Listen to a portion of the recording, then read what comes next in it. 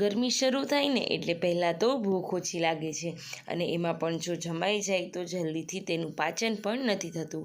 તો તેને દૂર કરવા માટે આજે હું તમારી સાથે શેર કરી રહી છું ફુલઝર સોડા કે હાજમા હજમ સોડા.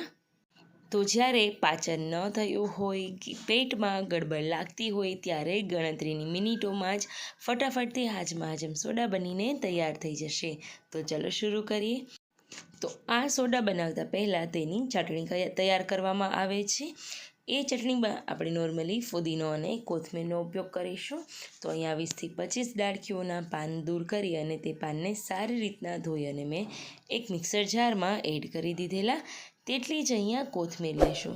ફુદીનો અને કોથમીર આપણું મેટાબોલિઝમ બૂસ્ટ કરે છે અને આદું પણ તેમાં ખૂબ જ હેલ્પફુલ થાય છે. તો 1થી 1.5 ઇંચ જેટલા આદું લઈ ધોઈ અને છાલ ઉતારી તેના ટુકડા કરીને આ ચટણી બનાવવામાં એડ કરી દીધેલા. ત્યારબાદ એક મરચાંને બી અને નસોનો ભાગ કાઢી અને ઝીણા સમારીને આમાં એડ કરી દીધેલા. ત્યારબાદ અહીંયા 1 ચમચી જેટલો શેકેલા જીરાનો પાવડર લઈશું. 2 ચપટી હિંગ અને 1 ચમચી કરતાં ઓછો સંચર પાવડર લઈ 2 મોટી ચમચી જેટલો લીંબુનો રસ લેવાનો છે. અહીંયા 1 મોટું લીંબુ લીધેલું છે જે 2 જણાને ફુલઝર સોડા કે હાજમા હજમ સોડા બનાવવા માટે ઇનફ છે. હવે જો તમારા ઘરે આવી રીતનો હિંગડા સ્ટક સોડાનો મસાલો અવેલેબલ હોય તો 2 ચપટી એ લઈ શકાય. હું અત્યારે હિંગડા સ્ટક મસાલો અને 2 ચપટી જેટલી હિંગ બંનેનો ઉપયોગ કરું છું. ઘરમાં રહેલી હિંગ પણ આટલી જ ઇફેક્ટ આપશે અને પેટને સાફ કરવામાં, પેટને લગતી કોઈ પણ બીમારી હશે તો તેને દૂર કરવામાં પણ ખૂબ જ ઉપયોગી રહેશે. જો તમે પાવડરનો ઉપયોગ કરતા હોય તો નોર્મલી 3થી 4 ચપટી જેટલો આ પાવડર આ ચટણી બનાવવામાં ઉમેરી દેવાનો.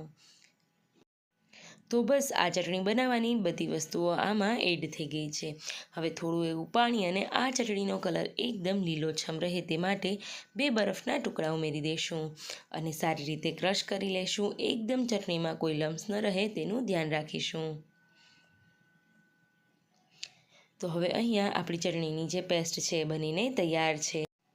હવે તૈયાર થયેલી આ જે પેસ્ટ છે તેને એક નાની વાટકી કે નાના ગ્લાસમાં આપણે પોર કરી લઈશું, એટલે કે ભરી લઈશું, જેથી કરીને આપણી હાજમા હજમ કે પાચક સોડા આપણે તૈયાર કરી લઈએ. હવે એક ગ્લાસમાં હું અહીંયા પોણો ગ્લાસ ભરાય તેટલું સાદી સોડાનું એડ કરી દઈશ. તો આગળની જે ચટણી બનાવેલી છે તેને નાના ગ્લાસ કે નાની વાટકીમાં ભરી અને આમાં એડ કરી શકાય. જો તમારા ઘરે નાની ગ્લાસ કે નાની વાટકી કંઈ જ ન હોય તો સાદી સોડામાં 2 ચમચી આપણી ચટણી જે બનાવેલી છે તેને એડ કરી શકાય અને આવી રીતના જ પી શકાય.